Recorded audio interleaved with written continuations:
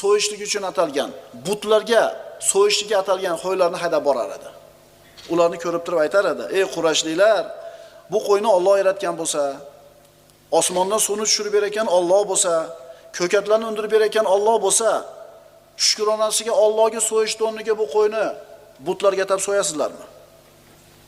Hali Rasululloh yuborilganlari yo'q, hali islomga da'vat qilingani yo'q. Bu qissa nimaga dalolat qiladi?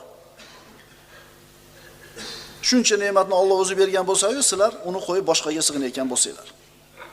Payg'ambarimiz aytganlar: "Kullu mavludin yuladu ala fitratin." Har bitta chaqaloq fitratda dunyoga keladi. Pokiza fitratda dunyoga keladi. Islomiy fitratda dunyoga keladi. Rasul aytganlar: "Bas uni ota-onasi yo yahudi qiladi, yo nasroniy qiladi, yo majusiy qiladi."